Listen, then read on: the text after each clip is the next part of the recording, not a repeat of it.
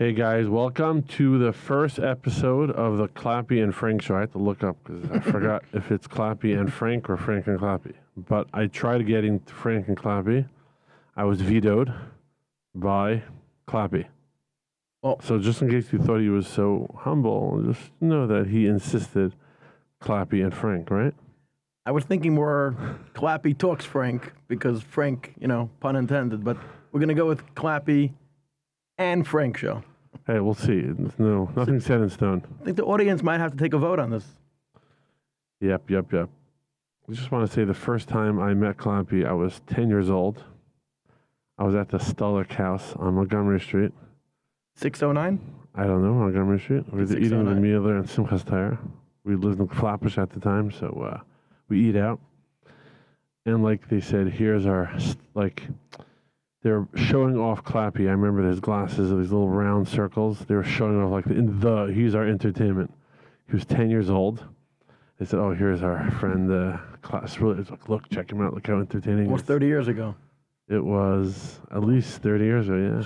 Crazy. Were you the entertainment for the Stullick family then? I don't think so much about myself. So that's the first time I met you. I'm not sure when I met you after again. Do you remember? It was 770 probably? I remember when I was a teenager, I used to see you around a little bit. Very musical. I think sometimes it was flutes, violins, Saxophone, piano. no violin, saxophone, No, piano. never violin? No. So really I got my first when I was 9 years old. I said Clappy is the star. He's the entertainment for the family. Were you neighbors? Are you a little block away? No, me and Bensi were in class. Yeah, you lived a block many away, years. right, Yeah, right. he's Kingston and Brooklyn, and I'm Kingston and Albany. We're down the block. Yeah, So 9 years old, nothing changed. He's still the star of the show. that's what you say.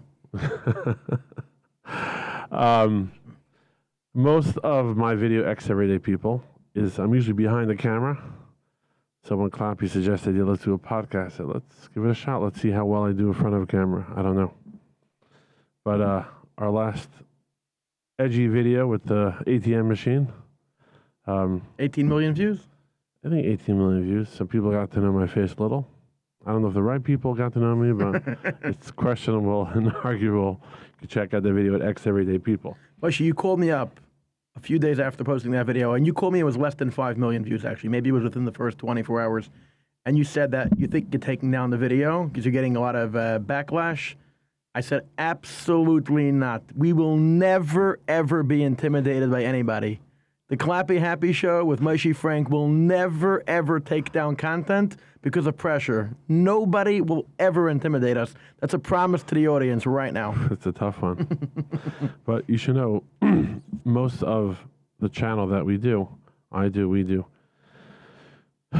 are their first time ever being on video. So they get a lot of backlash and feedback from their family, and their buttons open, their buttons closed. And they call me sometimes to ask you to take down the video because they're intimidated by 3 people in the grocery store. Guys, never be intimidated by anybody. But especially not the guy bagging your groceries. No, we love everyone, everyday people. But we said, let's go deep dive. Let's get to know each other better, more. I told Clappy in the way here, let's imagine we're in the back of Shul, in the Besh, obviously. The Best has a no talking policy. Oh, you do? Oh, the Rav Go will never let any talking in the shul. Is it enforced, or? It's from the more quieter shuls in Crown Heights. By the way, it's a big issue because I go to the bungalow colony a lot in the summer, and I'm finding myself schmoozing during davening because I'm letting loose because it doesn't happen where we daven the whole year. But it's not fair. Why should other people have to have me talk in their shul because I can't talk in my own shul? It's a little bit of a problem. So, people want to know, Clappy, where'd you vent before you had your videos? What was your platform? Was it just your wife and kids? I don't remember ever being very quiet. I was always popular. People always sought my opinion. I sought out my opinion. In yeshiva, I was always being surrounded for all the latest hak and klap and all the stuff in yeshiva and out of town. Shluchas, smicha. I was always had an opinion. But it was at a certain point in life, I don't know exactly what the aha moment was, is that people are looking for a voice of authority. Now, I still identify as 8 years old. Like, when I see chaos going on at work or anywhere I ever am, I always think, like, where's the adult in the room?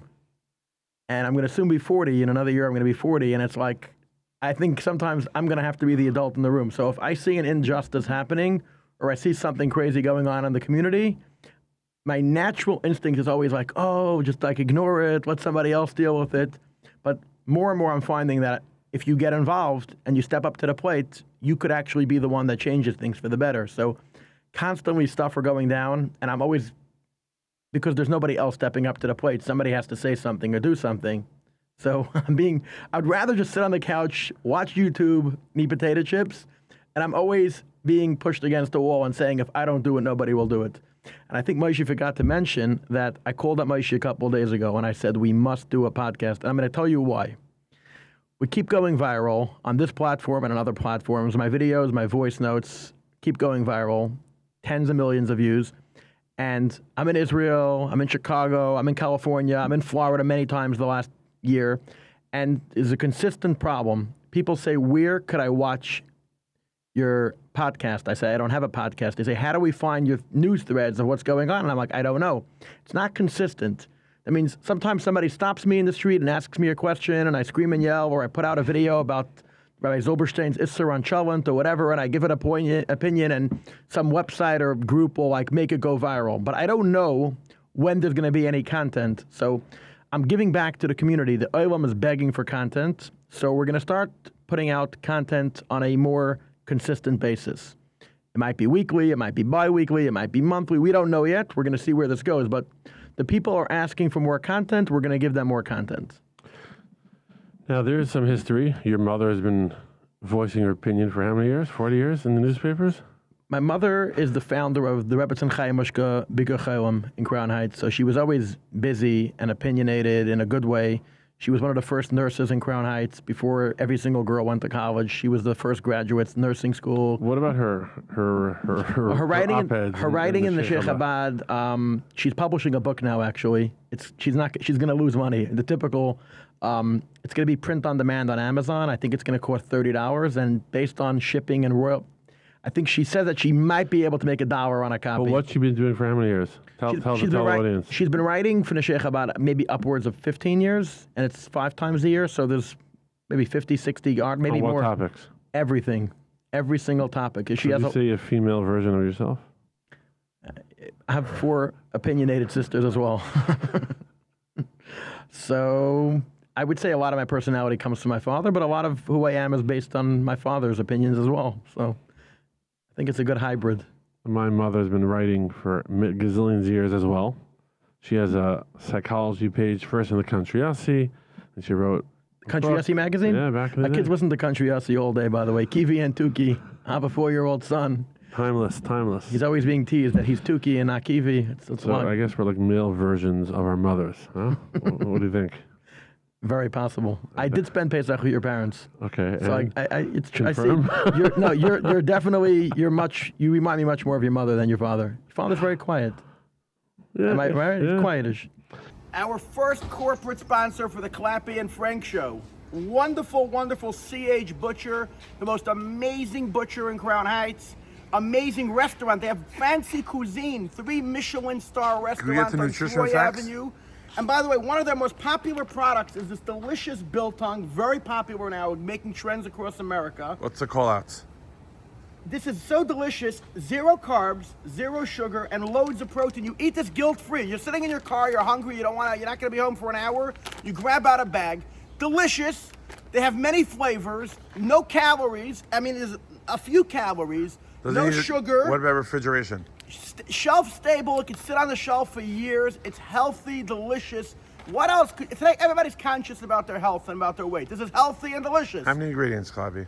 No ingredients. How Beef, many? Yeah. salt, Yeah. a little bit of apple cider vinegar, and you're good to go. No, No chemists. preservatives, no reds, no yellows, no dyes, no ingredient, nothing. It's natural. And we love them, right? Our first sponsor. Our first sponsor, and their restaurant is amazing. It's 5-star. Their butcher shop is clean and delicious. The Hechsher is the best. It's the CHK. It doesn't get better. It's our Rabbanim. The whole world loves our Rabbanim. They're very popular. It's amazing, and we welcome them on board. What's the website? Website is chbutcher.com. You can't forget chbutcher.com. It's delicious. Thank you so much, Clappy. Funny, recently I was at a county fair upstate New York, this Green County Fair, And I right after the circus performance, obviously I ran over to the circus guy, I started interviewing him. You know, that's what I do. And then right behind me, my parents were interviewing the other person in the circus. Like, oh my gosh. And it wasn't planned. It was just, you know, nothing's planned. But I just saw that, you know, it just comes from the parents. And when I'm hit 39, this is, you know. Their natural instinct was to interview the person and speak to him about what he does. But you have a podcast, you have an audience to share with. They were just doing it by themselves. Yeah. They were interesting. They were curious. I've been interviewing people since I'm 8, 5, 6, you know. With no camera and microphone. No camera. And it's funny that I got into this whole content creation. I used to post these videos just on my WhatsApp status to friends and family. Then I did on LinkedIn a little bit. I was excited. We had 2 million views a year on LinkedIn. I was like, wow, I felt like. And now if the video doesn't hit 50,000 on Instagram, I start working. Soon 50 grand as well. So it's funny that how the way things evolve, you know. Then it's also interesting that I did a tech video startup for a couple of years. I lost, spent a couple $100,000, blew it, gone. And it was all Tinder video style platforms for job hiring and trade shows and things like that. So it's just interesting now that all my interviewing skills that I thought went to waste. I mean, I thought all my skills it would go nowhere and end up turning into a simple Instagram TikTok app. So it's crazy how the world works. I find that I'm on a big journey. And the journey is just beginning. I say to myself sometimes, I'm getting up 5, 6 o'clock in the morning to watch the kids, getting to work 9, finishing 6, 7 in the evenings, getting home 8 o'clock at night. And then I'm just starting my day. People are calling me up about art, about Judaic, about antiques. I'm bidding on auctions. Today I'm bidding on auctions for auctions that didn't even happen yet. I'm just going through hundreds of lots on what I'm bidding on, what am I not bidding on, what am I going to watch if anybody else bids on. Because a lot of times if something has no bidding, you wait till the last second. Sometimes you have to right away throw in your bid because you have to. There's a whole strategy on bidding and auctions. Art and science. There's a lot of art and science. I'm not here to give all the secrets, and now I'm coming out to a studio late at night to film an episode. And the point is that I see that there's going to be a big future for Jewish podcasters, content creators. The water was nothing was scratched yet. There's so much opportunity out there. And I just feel like we have to just give it our all. I think there's going to be big stuff coming up. Do you think the consumer electronic sales guy and behind the cubicle would become have this reach, or it wasn't in the deck of cards? It's one day at a time. It's one day at a time. I never in my life woke up to become an art dealer, to be a content creator, to be an opinion. We're just following the journey that Hashem takes us on. Day by day. It's a little scary that you become the voice of the world. What is that? What is that like? It's like you said earlier, like you're in this. You become the voice when you see an injustice, you call it out, and now your injustice not just 2-3 people listening to you in school. Now you have upwards of millions of people just listening to you and taking your advice. It's very, very humbling when you're at the zoo. It's not the zoo. It's a farm, Goldshine Farm. What's it called? Great place, Goldshine Farm. Goldshine Farm. I went yesterday with the kids, and Upstate New York. 8 people came over to me and asked if they could take a selfie with me. And it's like where, what, when? Like, what are you doing? But I always say, yeah, why not? If it makes their day happy. One guy says, could you say hello to my friend? I mean, okay, I'll say hello to your friend, If it's going to make somebody happy, the answer is yes. But it's humbling, and it's like, I'm not exactly sure why they want to take the video of me. It's like, it's a little bit funny, but if that's what makes somebody happy, 100%. But it also, I feel, an achrayus, because when I see things happening right now that have to be addressed, I think if I have an opportunity to reach 5 million people, 6 million people, 7 million people, there's newspapers that their circulation is 12,000, 5,000. The CNN ratings, they get only a couple million a month. So I have no idea. I'll tell you something funny about CNN. You go there to Hold on, but New York Post in the past call you for quotes. No? Many times the New York Post called me to comment on stuff. So it's not your first array in such a big level. It's like a random call, something went for auction. What do you say about this? And how'd they find you? I think you gave them my phone number a few times. New York Post, possible. Okay. It's possible? Yeah, it's possible. There's other newspapers that called me as well about the Jewish market. I don't know if they Googled me, but I see that a lot of newspapers, a lot of things like CNN today, like I'm going there less and less because they're asking you to pay money to read articles. Paywall. You're not into the paywalls? I subscribe to very little news media. I'm not even going to say who I pay. It's embarrassing that as a religious Jew that I pay for a certain subscription because I want to see what's going on in the world. It's disgusting. I think it's $4 a week or a month, or I don't even know. Today it's very scary with Apple Pay and automatic payment things, and if you could opt out, nobody ever opts out, and you spend so much money on subscriptions that you don't. The gym membership, it took me not going to the gym for 2 or 3 years to cancel it. People think that if you have the gym membership card in your wallet, you probably lose a lot of weight. No, a member of a gym. You lose cash weight, I guess, right? It's ridiculous. But like when CNN says to read this article, you have to become a paid subscriber for a couple of bucks. Now that's where I draw the line. It's big. I think a lot of the media maybe is getting less advertisements today, so they're trying to get the audiences to subscribe.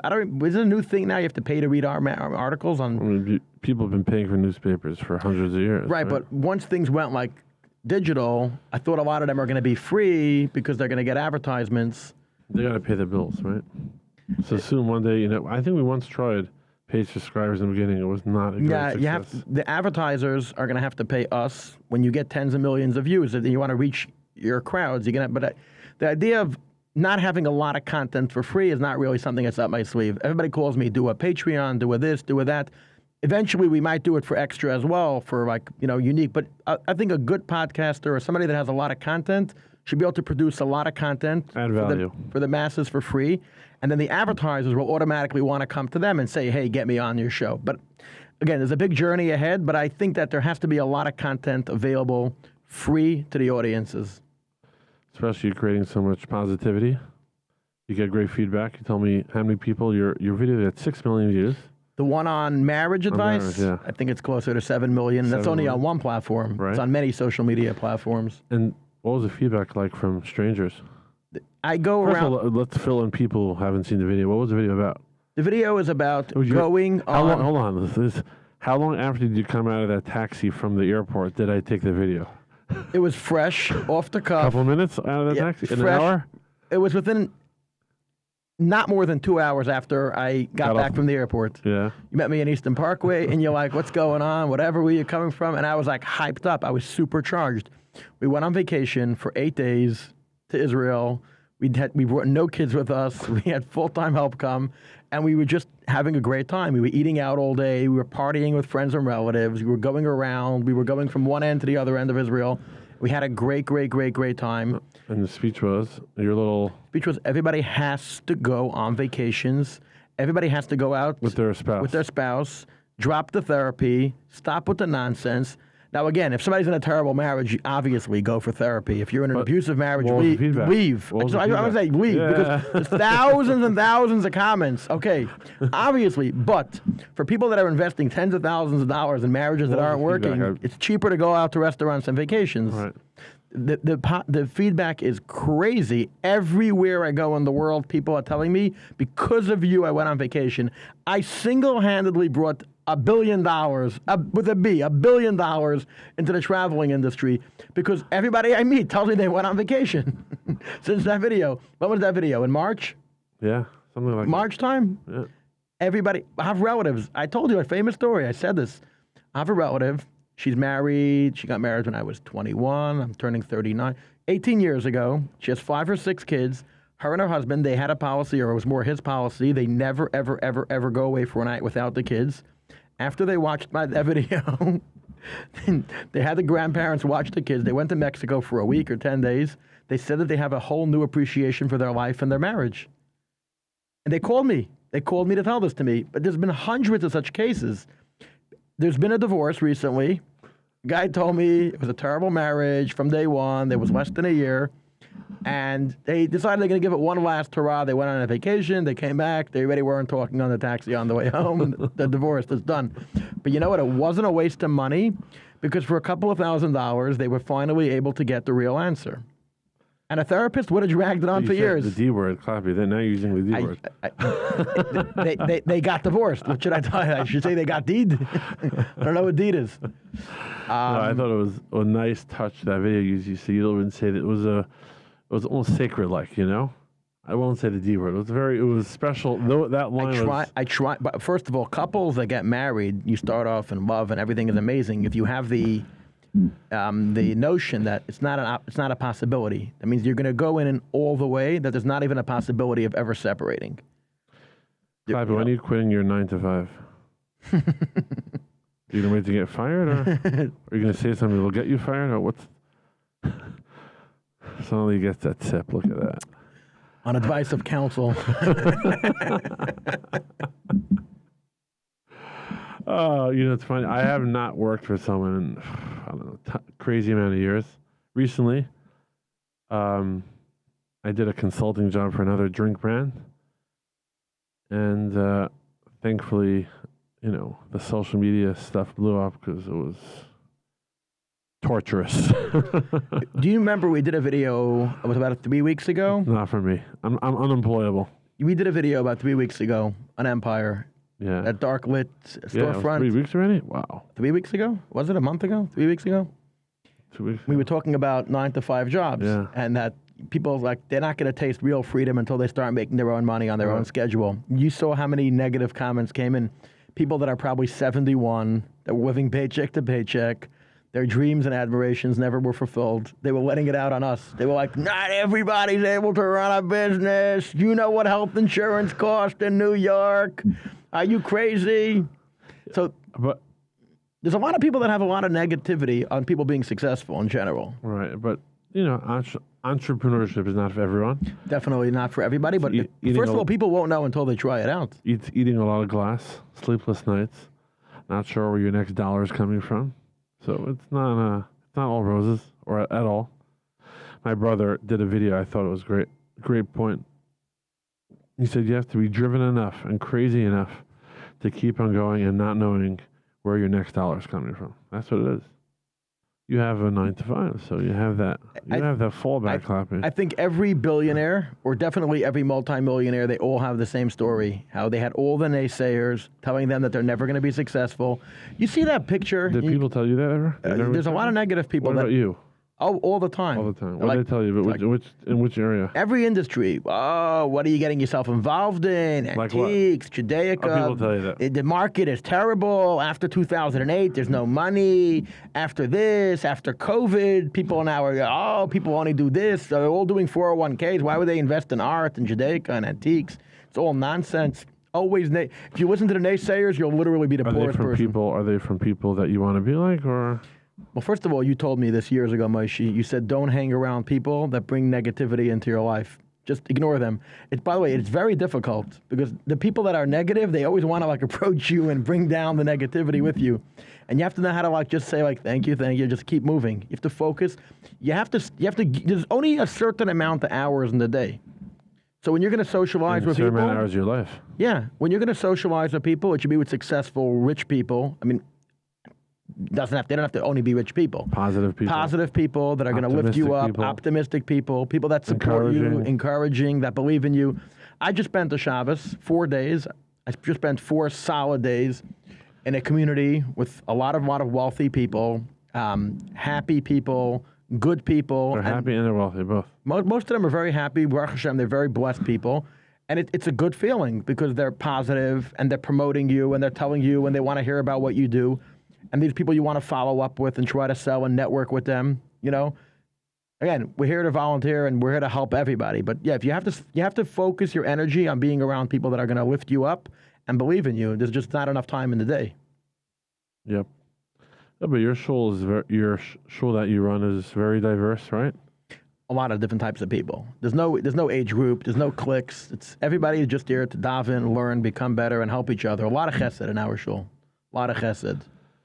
Can you tell us your career history since you went to yeshiva? You finished yeshiva, which is a Jewish college. Tell us then until now. Tell us your journey. I would say, if you don't mind, from 23 to 25, I worked in a matzah bakery. Doing hashgacha. Wow, married or single? I was single. My wife, when we were dating, she told me that the minute we get married, I can never ever in my life step foot into a matzah bakery as a mashgiach. I was working 12 to 14 hours a day. It was mostly overtime money because after 42 hours, it was overtime and we were working 60, 70, 80-hour weeks. It was insane money. For a bacher, it was a lot of money. At that time, did you think this would be your life?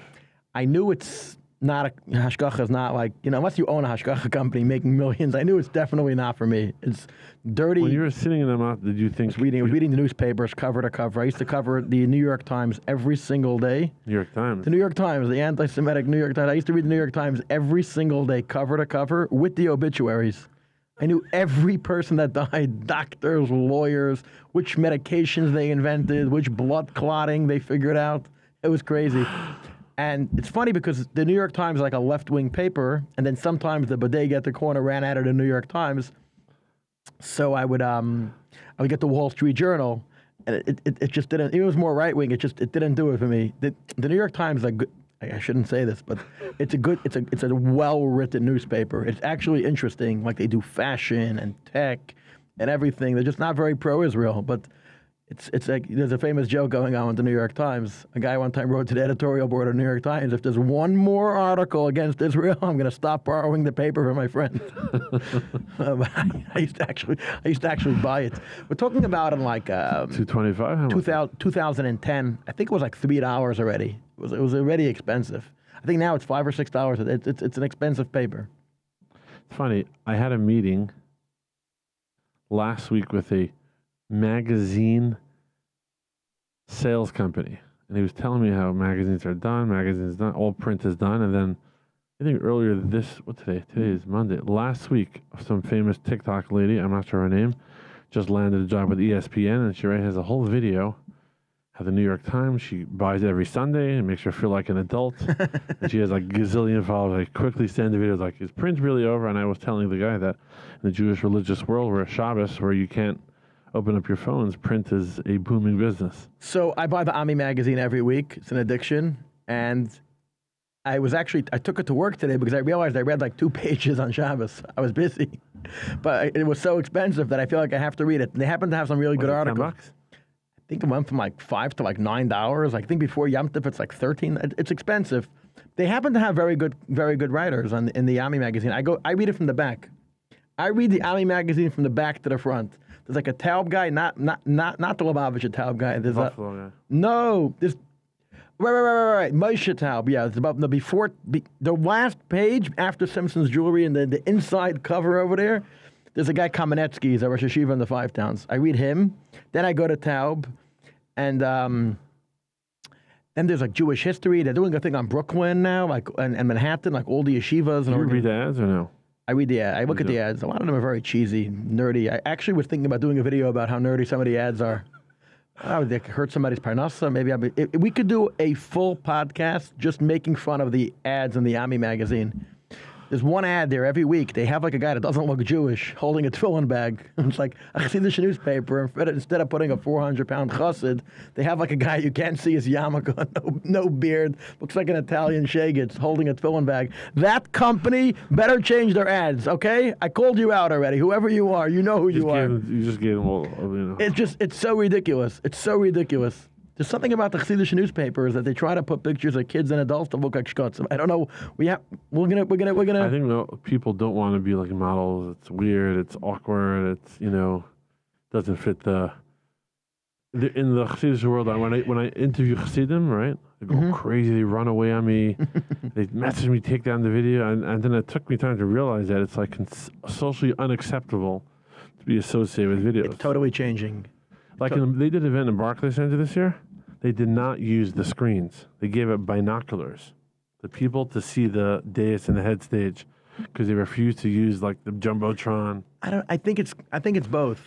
So they have influencers now that go around interviewing them all day in their stores. They pay them a lot of money. I'm not going to say their names because they're soon going to be hiring me to do it. But I'm saying there's guys that go around all day long. So See the guys. Few and far in between. I heard recently one got delisted But they're changing. Oh, they're going to threaten to take his kids out of the yeshiva? Yes, that's their leverage there. Anyway, but video obviously is very much the current. People are, if it's not on video today, nobody's clicking. No one's clicking on the M magazine on Shabbos to their website and buying something. So nothing against Amazon magazines. I love the magazines. But hey, guys, that's why you do video. And you advertise and sponsor with us, right? For the right price, we'll advertise with you, 100%. They'll advertise with us. They'll advertise with us, and we'll give them we'll talk about their brand. We're going to say the truth. Even if you pay us, we're going to say the truth about your product. Please don't say that. But definitely, we try to find brands that we already use and that we could. The last few advertisements I did in the last few weeks, I promoted a yeshiva that I really believe in. I promoted a community's real estate that I own in that community. Like, it doesn't get better than that. We invested, we own properties in that community. It's mostly stuff that we believe in already. So I don't have a problem. And there's so many good stores out there and so many good promotional products. There's so many good services in the community that need to be brought to people's attention that I'm happy to work with them and, do it on a budget that they could afford. Yeah, that's why I recently posted on my Instagram story. I said, I'm addicted to promoting good people. So the problem is I have this little conundrum that I meet someone interesting. I'm like, could I charge them to be on my channel? Can I just put them as content, So I have this back and forth.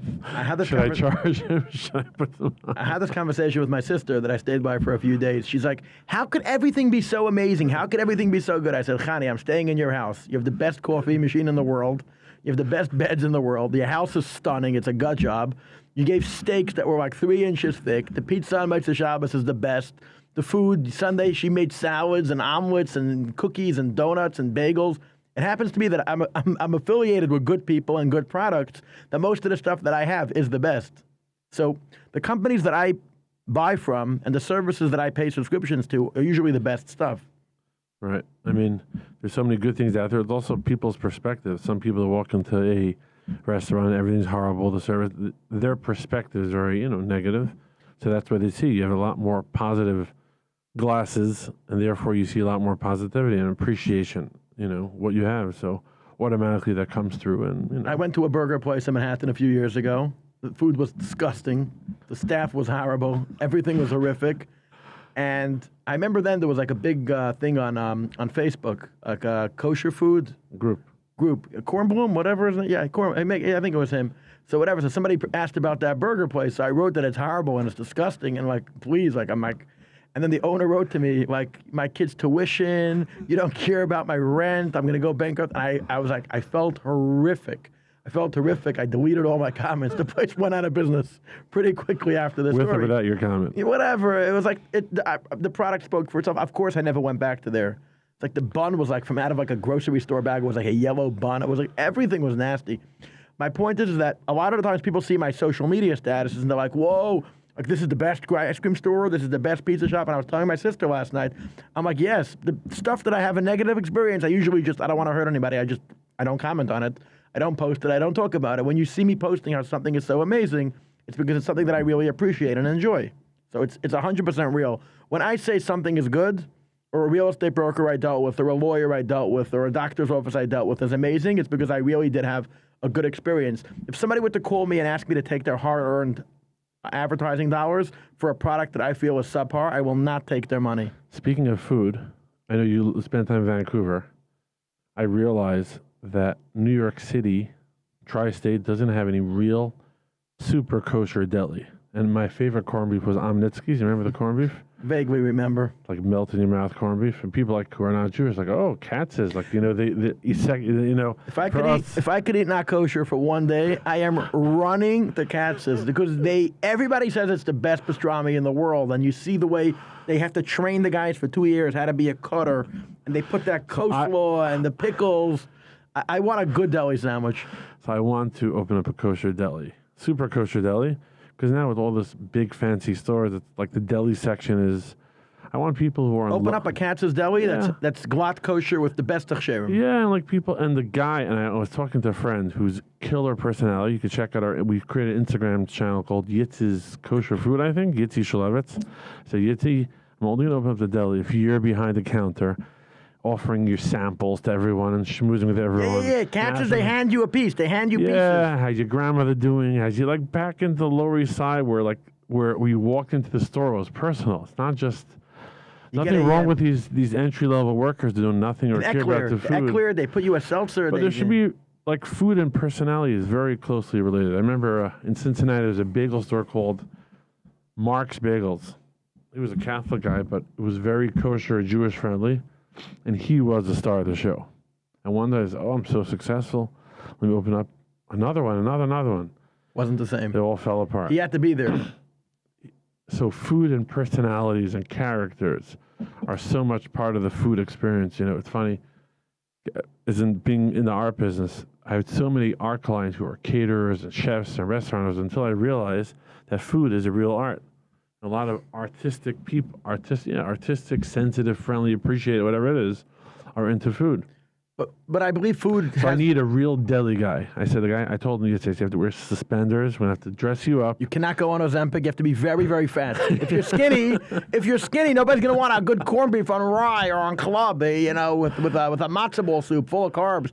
The Dr. Peppers with 50 grams of sugar. Dr. Brown's, bro. Dr. Brown's. What did I say? You said Dr. Pepper. Dr. Pepper. I like obviously diet. some I like bubble. diet Dr. Pepper. But have that personality and the person talking to you and like I interviewed this lady who owns a little restaurant in Tannersville, New York. Kosher? Not kosher. Maggie's Crooked Cafe. She's a real character. But she's really in love with her food. You know what I'm saying? And the people that experience, you come in and these guys talking to you, how's your mother, how's your grandmother, try this new recipe I tried. Like that is so much experience that I feel is missed today. Because all the restaurants became corporate and they have a million locations. Even the restaurants in Crown Heights, the owners are never behind the counter. It's just workers that are not even happy to be there. Most of them are miserable. They're abusive to me. I'm telling you, I have a store on Kingston Avenue. Every time I order something, the workers scream at me. I tell the lady behind the counter how I want it made. The guy I'm watching him make it, it's always different. I scream at him. He screams at me, and then she says that I did say it, but it wasn't working. Because, when they do at the front end, and then the ticket gets into the back end. It's true. Where are the owners of the establishment? Because they own 40 restaurants and 25 grocery stores, and they can't be everywhere, so they leave it.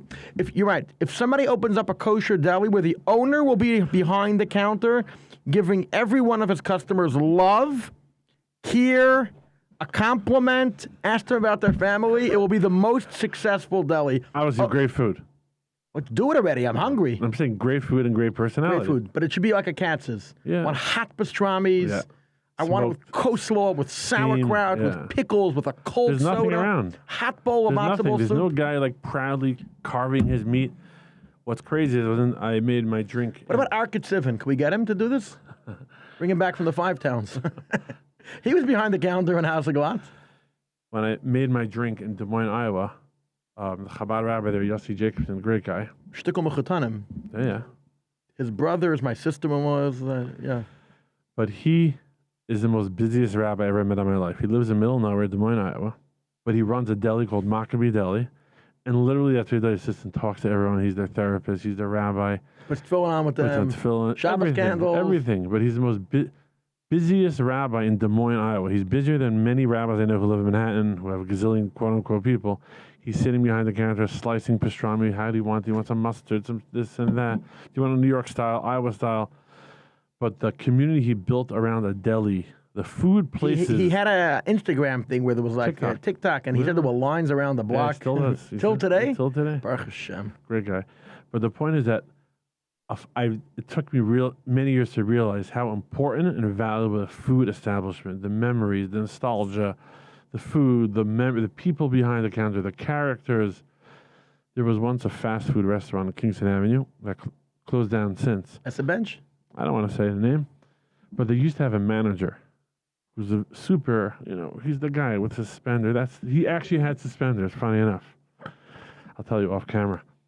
And I saw people come just sit and talk to him for 20 minutes. They would come to the restaurant. Were they buying things? Yeah, they were buying things. They would come and just sit and talk to him. That's all they came for. And they had to buy it. You can't just walk inside. And then they fired the guy for whatever reason. He's a character, and the place closed down shortly thereafter. Should we open a deli? This guy, Yitzi, you can check out his Instagram, Yitzi's Kosher Food, Yitz Food, I forgot what it's called. He's in love with food. You could just hear the way he talks. He's a driver and a salesman for a dessert company, so he gets to really get around to all the neighborhoods and buying. He's between each stop, he's buying. He's tasting. First of all, the rest, all giving him food. He's a great guy. He's just throwing food at him because they like him. And then he's buying, and so he does great food reviews. He's always buying and traveling, and But he's the guy I want. He's the guy that was once discussing the Shavuos cheesecakes? Yes. Oh! he was also discussing donuts once. Yeah. But I'm saying someone like that brings so much appreciation and love to the food that you can't, Someone like that he has to wear suspenders. That's the... We're still lacking a good deli, I think. Remember Amanitsky's? You remember on 41st and Oak? It rings a bell. Okay. It was. You could buy like frozen meat, and they also made meat behind the counter. Yeah, I've got a few. they I got a own few. They also everything. had like hot dogs. They were into sausages. Yeah, they made everything themselves. I think I was into their sausages. And it's still, I think it's still around. Might be. Yeah. The Olympics was coming, so they were like a lot of traffic was blocked off in that area. They were suffering when I was there. The Winter Olympics was like 2 years away. So New York City needs a good deli where it's owner operated. Guy, anyway, just owner operated. 100%. Nothing like owner operated. Like you as a dealer, antique dealer, you can't outsource your personality and talking to that's why you see all these antique dealers, unique, interesting people sitting in their shops, dusty. I deal with these people. Characters. Dusty, You know who you are. and they lock the door. They don't let customers in. They only want to, you walk these antique, they just close all day. These galleries close all day, So, but that personality brings everything. That creates everything. So, it's something that's what's called a lost art. A lost art. A lost art. People just want to franchise. It was probably in the Lower East Side. There was a lot of these Yoina Schimmels and Gus's Pickles and a lot of these good places. Bistritsky's Dairy, Luncheonettes. There was a lot of good stuff. And they years all ago. talk about the founder. They all talk about the guy. It was all about the founder. It was never about owner operator. owner operator. That's where you can still get that vibe today when they have these street fairs where the artists are selling their own art. That's why people go to these street fairs. Exactly. They want to meet the people. Exactly. 100%. Running a gallery for so many years, people say, "Are you the artist?" And I had to say no like 5 trillion times. At least now with my podcast, I can say, "Yeah, it's me." With my videos, yeah, it's me. Even though I'm often behind the camera, it's me. It's my own art. Very interesting. Very interesting. But that, the owner operated thing. Anyway, owner operated. What else we want to? This is our first podcast, so it's off the cuff. it's off the cuff. And I was at the concert Thursday night. It was amazing. Amazing concert. I'm Outdoor. talking about it was out. So if you That's paid where like Woodstock 100, was? yeah, I don't know where it was. Somewhere upstate. I don't know. I just put it into the GPS. Bethel, and Yeah. there was about 15,000 people.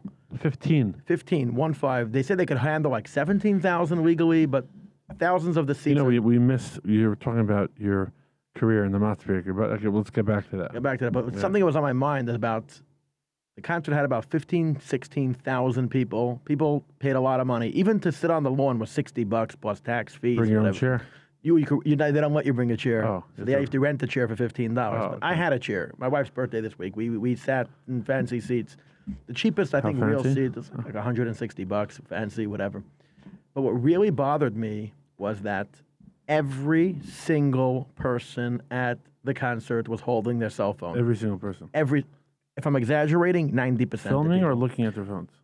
What bothered me more than the people playing on Instagram and WhatsApp was the people that were pretending to be part of the concert by taking a video. Your stupid phone that's 5 years old is going to be much worse. You're going to have a much worse video than what they're already filming with $1 million cameras. So stop pretending that you're recording it for later. You pay $200 to live in the moment, to enjoy the company of your spouse or your friend that you went with. And after a few minutes of me playing on my phone, I said, what am I doing? So I put my phone away. But then like 20 minutes later, I saw a friend of mine who was with another friend of mine. I saw them sitting together, and I wanted to do a case study. I WhatsApped him. I said, Chaim, turn to the right. Reaches his hands, takes out his phone, he reaches right, and I waved to him. I did say hello to him. He's a good guy. I was really saying hello to him to see that even people that weren't on their phone, they weren't present. And I realized this was an eye-opening moment. People are spending hundreds of dollars because you go with 2 tickets, and then you drive there, and then you take off work, and you hire a babysitter. So it's costing you $500, $600, $700 to be there. They're not living in the moment. You're not living in the moment. And that's when I realized that I put away my phone for the rest of the concert, maybe 2.5, 3 hours, and I enjoyed my spouse's company, and I wasn't holding my cell phone. And the last couple of days, everybody I'm speaking to, I'm talking about how sick we all are. And sport down, Yedias Hamachla, Chatzi Refuah, knowing that you're sick is half the cure, which, by the way, people find out that they're sick for the last 3 years, and now they can't even cure themselves because it's the disease already spread. You should never know from it. The first thing I want to tell everybody in the Coming world. from a person who makes money on social media. Yeah. I just wanna- I'm going to say the truth. So that's an eye-opening thing that's been on my mind the last couple of days. The same way people said I had an influence on their vacation life and their marriage.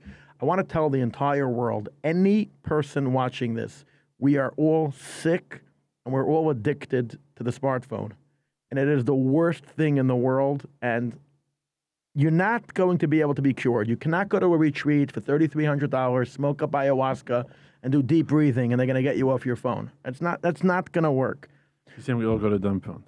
No, I didn't say that either. No? I have a solution because I know if you're like if you're very addicted to something, you can't go cold turkey because then you're going to have withdrawal syndrome and you're going to get sick. What I'm advocating, let this go around the entire world. Let 7 billion people start accepting this upon themselves. What I want is that people should set aside, starting from the moment you watch this video, 1 hour a day that you turn your phone off. Not airplane mode, not silent mode. You take your phone, you lock it in a cabinet, or you turn it completely off if it's on a holster. Like in a safe box. Safe Get off box, your gun. 1 hour a day. And it cannot be when you go to sleep. That's not counted. It has to be an hour that you would usually be using your phone or being distracted by your phone. So let's say you get home from work at 6 o'clock, 6:03 to 7:03, the world is dead to you. You're not touching your phone.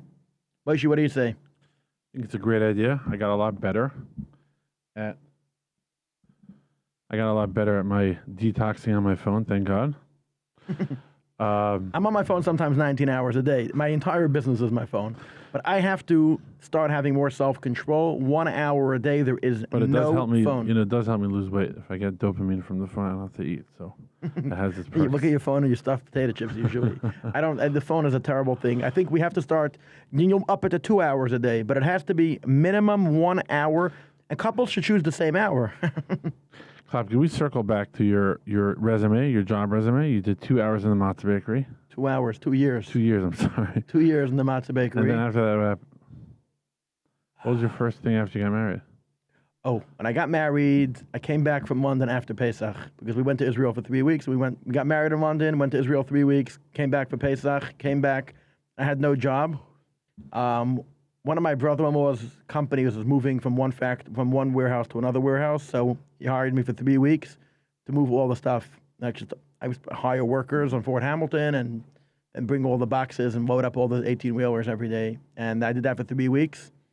And then shortly after that, I was a Rebbe in yeshiva for the summer, for 2 months, a couple $100 a week. And then after that, a couple of days later, somebody called me up if I wanted to get a job at an electronics company. I've been there for about 13 years. I left once for a year. I went back there. But and then with all that, started all my side hustles.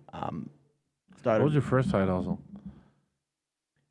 My only side hustle that I've been doing for about, how long has it been? 9 years, 10 years? The only side hustle is this, Reagan. That's been already for a long time. That was your first side hustle ever? Consistent side hustle that brought in like in the thousands was selling. Before that, we did other, like what? Before I did a Sroigim, just my ninth job was my really only other job. It was pretty crazy. There was really no extra income. So the art in Judaica is literally your second hustle? The art in Judaica has been the most profitable thing in my life. But that's only your second hustle. It's only a little bit over 5 years. So when you were 10 years ago sitting in an electronics store, did you imagine, you thought it was a life sentence? What were you thinking? Did you think it would be over? I always thought I have to find something better. You always did. I always knew. I went to. It's funny. When you literally live paycheck to paycheck, you start thinking of ideas. You always think and think and think, but you're like, oh, if only I had this opportunity. If only I had that opportunity. Sometime one time told me that there's no Lubavitcher guy selling matzevas. So tombstones. Like literally, I was like looking at the newspapers, thinking of ideas, and like this guy's advertising matzevas. So I went to visit the guy, and the guy that one of the stores that did it, he was talking me out of it. Obviously, he didn't want competition. Telling me you don't understand, it's thousands of dollars, and there's only a few factories that make it, and they get the majority.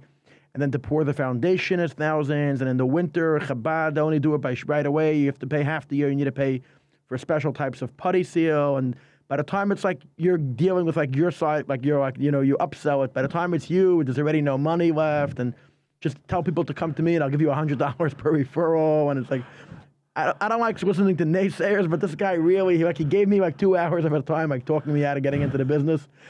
I called up another guy that used to do it in Australia, Tombstones. Yeah, I called the Lubavitcher guy that did it for many years in Australia, who lives now in New York and California. I took him out to Mendy's. I ordered food. He didn't even want any, whatever. I ordered whatever to get his expertise. And he was saying that in Australia, he had a good gig going, but in New York, when he moved there, he tried and he did 1 or 2 jobs. And he's like, it's not really. It's not really cut out, and it's very tough. So now that you've successfully executed on 2 side hustles, I'm guessing when someone naysayers you, it's not you don't take it so seriously anymore, and being actually having 2 things on your belt that really did well. First of all, I'm immune. I'm literally immune to getting so much positive feedback and having so many clients from things I'm involved in. That the naysayers, when somebody puts me down, I feel. I'm not saying this to be sarcastic. I literally feel bad for them, because if they were successful, what they're saying they wouldn't even be saying what they're saying. It's probably coming from an angry side of them. They're reflecting. I mean, they're probably jealous. I mean, I don't know. I don't take. Also, if you acknowledge what I'm doing, it means you know about me. It's like a shtickle compliment. Like with the way you do things, like, and how do you do things? You're telling me how to. It's like, so it's fine. No, today I'm totally immune to criticism. Interesting. No, it's. I've been through. I've tried and done many things. I never thought content creation would take me to this far. I never thought of sitting in this fancy studio with a guy who works in an electronics store. Yeah, I remember. Who the whole world knows and recognizes and appreciates. But Moshe, you're an inspiration, because I've seen you do so many things in my life. There's not a business or a service. You called me during COVID that you were doing car washes. I was doing car washes. You said if I promote it, you'll give me a free car wash. I did find the pretzel in the car at all Pesach.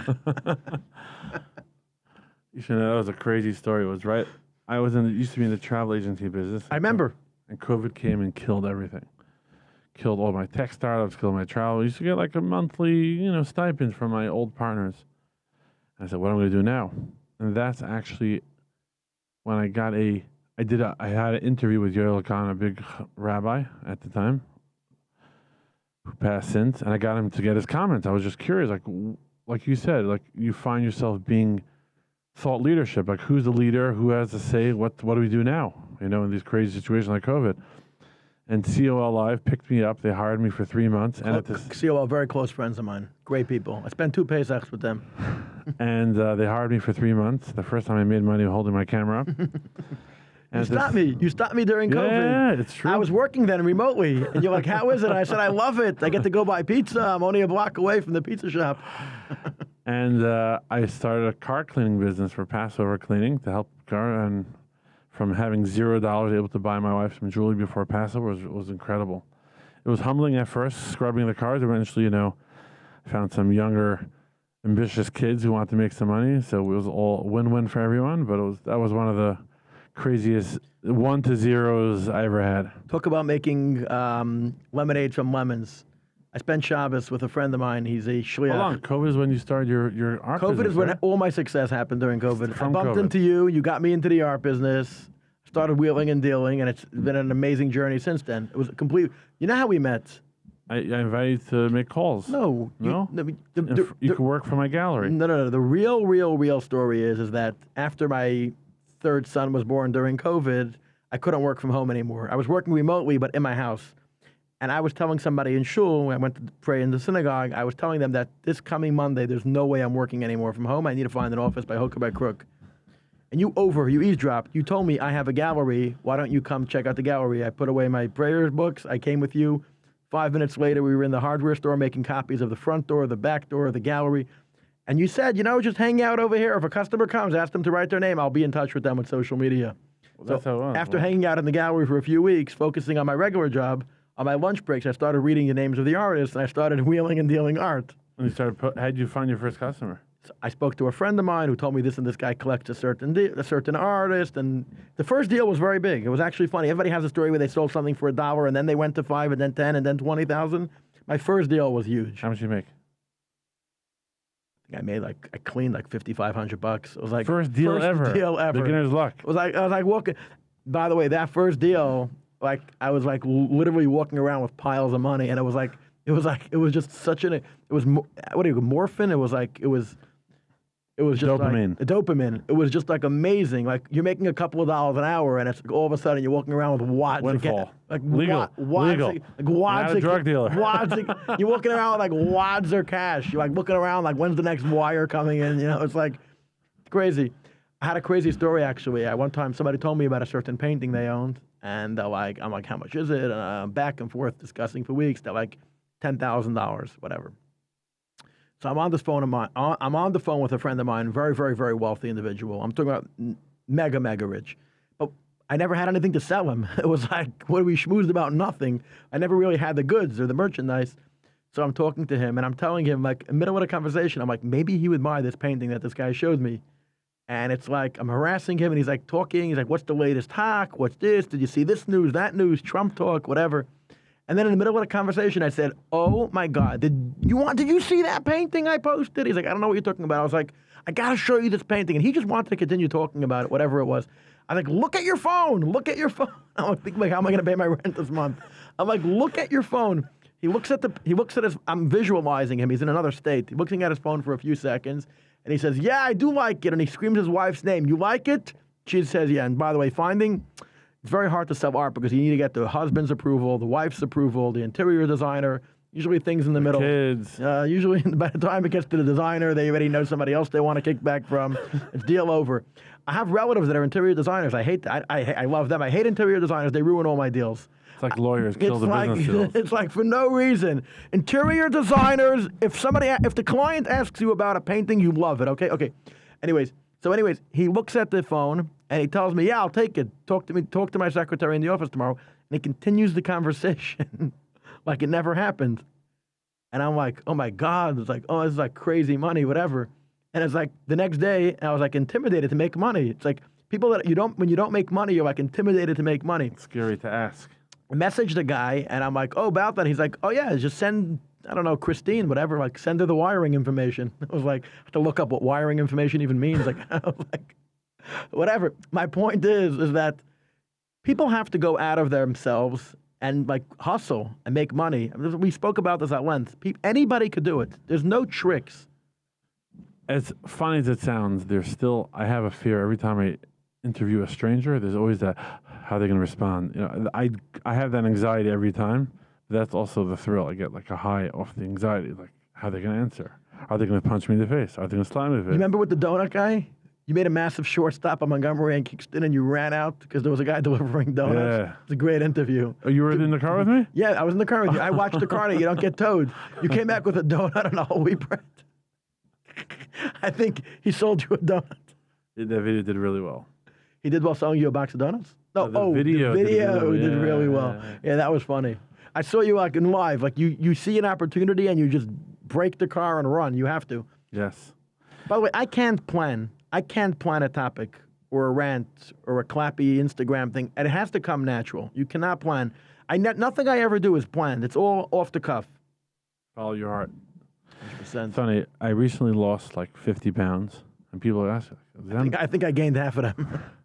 Ozempic, GLP, Unfortunately, I lost weight at a time where everyone's just the needle, which is great. It's helping a lot of people. But the funny thing is, I went out, I have my drink brand. I went outside, I saw the sign that said Lifetime Cafe. And I walked inside, Lifetime Cafe, maybe they want to buy my drink. It looked very fancy. I walk inside, this brand new gym, beautiful basketball court. Wow, this place is so beautiful. And I just signed up. And a year ago, I'm 50 pounds down. But it came from natural. It came from me jumping, trying to sell this Lifetime Cafe, which ended up being a corporate chain of like 400 gyms. So, not been successful. Not yet. Yeah, not yet. I did not sell them, but they sold me. But I did anyway. So it's just a funny talking of just running up and trying to sell. So selling got me into different interesting situations, including me losing weight. It's my next big journey. I want to lose a lot of weight. Something I've been battling for many, many, many, many years. Not my whole life. I've been battling weight my whole entire life. I remember in 7th grade, I was so embarrassed. I had this huge double chin. I was like husky. No clothing fit me. But by the way, people should stop fat shaming. There's nothing wrong with somebody being extremely obese. I mean, again, it's going to catch up with them in its health. But the person that's obese should own it. Like walk around, get out, don't be embarrassed. Go buy clothing that fits you. Feel comfortable. Again, everybody should be skinny, not skinny. Everybody should be healthy and eat nutritious and be healthy. Exactly. But people that are heavy, like myself included, or people that are battling weight, own it. By the way, there is a huge issue, and this is famous. I know a lot of people that were 300-400 pounds. They were the bull at a party. They were exciting. They were happy. They were jolly. They lost tons of weight. They walk around mopey, bony. Their chin is like prickly. Like their feet look like chicken caparas feet. I think that a lot of people with their weight, they lose all their personality and who they are. They walk around with, it's. So what are you saying? What I'm saying is that it has to get done in a very I natural think they're way. just in a bad mood. They're always hungry. So that's what Ellie wanted to tell me. Food makes me no. They're Food, always says, be careful of the skinny people. They look great, but they're always angry because they're always hungry. food definitely makes me happy. But I agree. But that's the cool thing that I learned. Going to the gym is you could get real dopamine just, going on the treadmill, doing the Stairmaster, playing basketball. These things create real, long-lasting dopamine. Going to the gym, because treadmills in your house are just to hang shirts. I've never seen anybody use a treadmill. Somebody says they're going to buy a treadmill. I say, you don't have a coat rack? Like, why are you getting a treadmill? Treadmills are the biggest dumps. Every time I see a treadmill, I see 8 suits hanging on it. Once you get into that rhythm and the habit, it just becomes, Baruch Hashem, thank God it become part of my life, and I feel great. I only did it just to feel good. After playing basketball a few times in lifetime, the feeling and the high and the healthy, and you just, it's incredible. So Yeah, I want to start going to the gym. but it turns into enjoyment, especially today with Instagram, TikTok. You just go on the thing, you could scroll and be burning calories and just doing great things for yourself. So I actually I'm not the preacher. I leave that up to you, Clappy. But like I was telling a friend of mine, a cousin of mine today, said I try to teach through videos, showing people what I believe in, and the video hopefully teaches. But now in a podcast, I have to talk and I have to say what I think also. So it's a new vertical for me. You have, but it's been a great, interesting journey. 100%. Yeah. So what's with the name? We're gonna keep it, or I think we're gonna put a vote if it should be Clappy. should be Talks Frank and Clappy, or Clappy and Frank, whatever. I think it's Clappy. My Talks agent Frank. said it should really be called Frank and Clappy, so I have to consult. It's not a law firm. It's not a law firm. And we don't give legal advice, but I think it should be Clappy Talks Frank. I think we should fight it for anyway. Signing off. Here we're at the BK Media Studio. Check them out. Really nice people. Beautiful place. They booked us the last minute. I was expecting to come to some studio in like a basement somewhere, some dingy basement. It said Greenpoint, some fancy Greenpoint. Very, very impressive. Real storefront. I'm like, oh my gosh, this place looks legit. Beautiful. Anyway, BK Media, thank you very much. Thank you so much, everybody. Thank you for tuning on to our show. Who we sponsored by? We're not sure. We'll see. We're going to find out. Okay. Someone very lucky. Somebody with big money. Thank you so much. Peace out. Sign off. Our first corporate sponsor for the Clappy and Frank show. Wonderful, wonderful CH Butcher, the most amazing butcher in Crown Heights. Amazing restaurant. They have fancy cuisine, 3 Michelin star restaurants on Troy Avenue. And by the way, one of their most popular products is this delicious biltong, very popular now, making trends across America. What's the call outs? This is so delicious, 0 carbs, 0 sugar, and loads of protein. You eat this guilt-free. You're sitting in your car, you're hungry, you're not gonna be home for an hour. You grab out a bag. Delicious. They have many flavors, no calories. I mean, there's a few calories, no sugar. What about refrigeration? Shelf stable, it can sit on the shelf for years. It's healthy, delicious. What else? Today, everybody's conscious about their health and about their weight. This is healthy and delicious. How many ingredients, Clappy? No ingredients. How many? Beef, Yeah. salt, Yeah. a little bit of apple cider vinegar, and you're good to go. No, No chemists. preservatives, no reds, no yellows, no dyes, no ingredient, nothing. It's natural. And we love them, right? Our first sponsor. Our first sponsor, and their restaurant is amazing. It's 5-star. Their butcher shop is clean and delicious. The Hechsher is the best. It's the CHK. It doesn't get better. It's our Rabbanim. The whole world loves our Rabbanim. They're very popular. It's amazing, and we welcome them on board. What's the website? Website is chbutcher.com. You can't forget chbutcher.com. It's delicious. Thank you so much, Clappy.